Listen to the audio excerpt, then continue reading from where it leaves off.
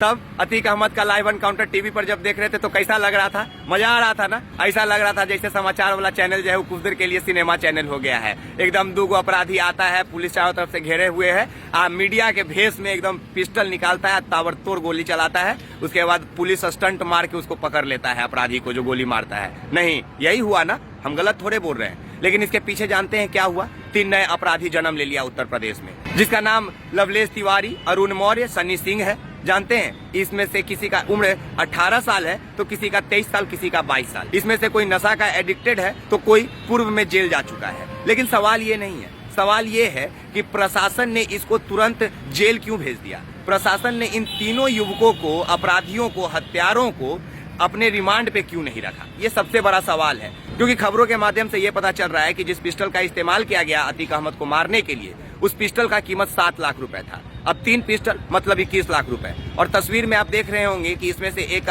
हत्यारे का जो घर है वो किस तरह का है, जहां पुलिस पहुंचकर पूछताछ कर रही है। अब सवाल ये है कि प्रशासन को क्या ये नहीं जानना चाहिए था कि इन लोगों ने अतीक अहमद को मारने का प्लानिंग कब बनाया? अतीक अहमद को मारने के लिए 7-7 लाख वाला पिस्टल इनके हाथ में कौन रख दिया? कौन है इसके पीछे जो इन लोगों को बोला कि जाओ और अतीक अहमद को मार दो? क्या प्रशासन को ये नहीं जानना था या फिर प्रशासन ये सब पहले से जान रहा था? क्योंकि सवाल ये है कि प्रशासन का लापरवाही ही कहेंगे, क्योंकि जिस अस्पताल में अतीक अहमद और उसके भाई को लेके जाया जा रहा था जांच करने के लिए, वहां की डॉक्टर मतलब कि हॉस्पिटल की सुपरिटेंडेंट का, नादिया सिद्दीकी का ये कहना था कि अगर प्रशासन हमें कहती तो हमारी पूरी टीम अतीक और उसका भाई जहां था वहीं जाकर मेडिकल टेस्ट कर लेते, उसको यहाँ लाने का जरूरत नहीं था। और ना ही नादिया सिद्दीकी ने या फिर अस्पताल ने उन्हें कहा था प्रशासन को कि आप अतीक और उसके भाई को लेकर आइए। यहाँ तक कि नादिया सिद्दीकी का ये कहना है कि प्रशासन ने महज 2 घंटे पहले अस्पताल प्रशासन को इस बात का सूचना दिया कि वो अतीक अहमद को और उसके भाई को लेकर आ रहा है। ये सबसे बड़ा सवाल है कि आखिर अचानक से ऐसा क्यों हुआ? मीडिया कर्मियों को इतना पास आने की अनुमति किसने दे दिया? प्रशासन जब गोली चल रहा था तो बजाय इसके कि अपने कमर से पिस्टल निकालकर उन अपराधियों को शूट करता, वहां से भाग क्यों गया? उत्तर प्रदेश की जनता अब किस पे भरोसा करेगी?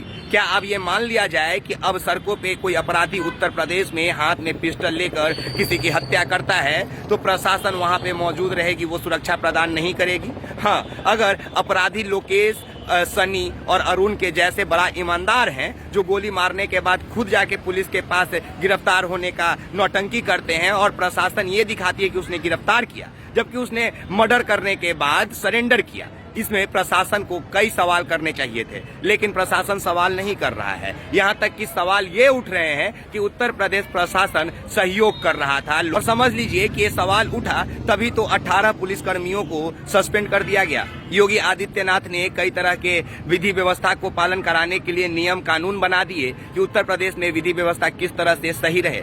लेकिन सबसे बड़ा यहाँ पे सवाल ये है कि आखिर अतीक अहमद को प्रशासन के सामने जो गोलियों से भून दिया गया, क्या यह उत्तर प्रदेश में पहली बार हुआ?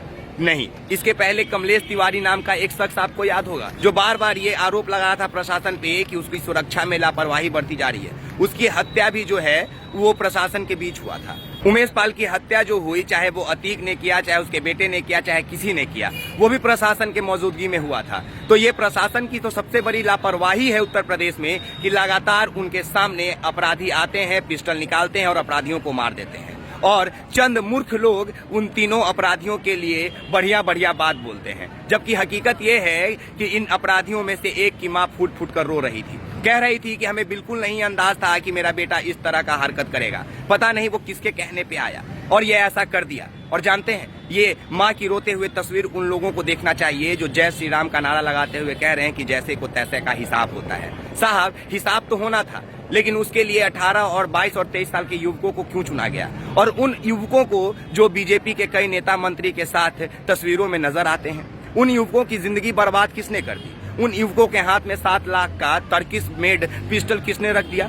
बताइए ना। सवाल ये है कि टर्किश मेड पिस्टल जो इंडिया में बैन है वो ऐसे नशेबाज और अपराधियों के हाथ में कैसे आ गया? लेकिन प्रशासन बड़ा ईमानदारी से अपना काम यहाँ पे किया। बजाय इसके कि सन्नी, लोकेश और अरुण से सवाल करता, उन तीनों को सीधा जेल भेज दिया। और जब वो गोली मार रहे थे तो भाग गए थे। इससे बढ़िया तो उत्तर प्रदेश के वो पुलिस थे ना, जो कम से कम अपराधी से भागे नहीं थे, मुंह से ठाए ठाए का आवाज निकाल के अपराधी को डरा रहे थे कि हम हारे नहीं हैं। अरे साहब, आप लोग तो उससे भी कमजोर पुलिस निकल गए। आप लोग के चंद सिपाहियों की वजह से संपूर्ण उत्तर प्रदेश के प्रशासन के ऊपर एक काला धब्बा लग गया। और धब्बा तो उत्तर प्रदेश के मुख्यमंत्री योगी आदित्यनाथ के ऊपर भी लग गया है। आप लोगों को क्या लगता है, ये जो संविधान कानून का खुलेआम धज्जियां बीच सड़कों पे उत्तर प्रदेश में उड़ा, इसका लाइव टेलीकास्ट हमारे देश के चैनलों ने किया, उसके बाद सुप्रीम कोर्ट क्या संज्ञान नहीं लेगा उत्तर प्रदेश के मुख्यमंत्री के ऊपर?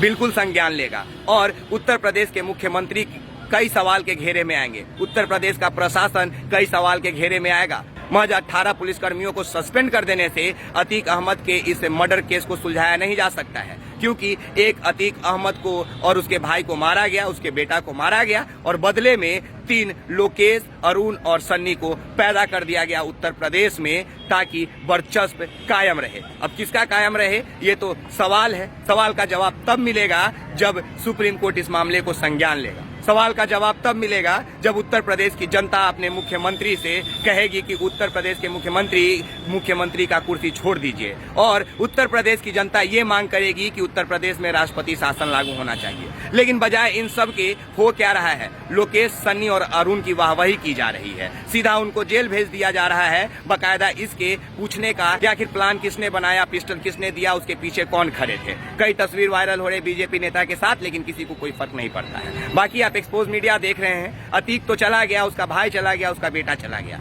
लेकिन अतीक और उसका भाई इस उत्तर प्रदेश में एक सवाल कर दिया। साथ ही साथ प्रशासन के लिए काला दिन बनाकर चला गया, जो हमेशा याद किया जाएगा कि प्रशासन की मौजूदगी में 3 हत्यारे आते हैं तर्किस में पिस्टल लेकर और अतीक और उसके भाई को मार देते हैं। एक बात साफ साफ समझ लीजिए आखिरी में कि हम अतीक, उसके भाई या उसके किसी भी सहयोगी, चाहे बेटा क्यों ना हो, उसका पक्षधर नहीं है। हम उसके पक्ष में बिल्कुल नहीं बोल रहे हैं। हम बोल रहे हैं उसको मौत मिलना चाहिए था, लेकिन अदालत में कानून के तहत सजाए मौत होनी चाहिए थी, फांसी पे लटकना चाहिए था। ऐसे बीच सड़कों पे उत्तर प्रदेश के प्रशासन के ऊपर, उत्तर प्रदेश के सरकार के ऊपर कालिख पोतते हुए नहीं। बाकी आप एक्सपोज मीडिया देख रहे हैं, मेरा नाम विकास राज है। आप सभी का बहुत बहुत शुक्रिया। जय हिंद, जय बिहार।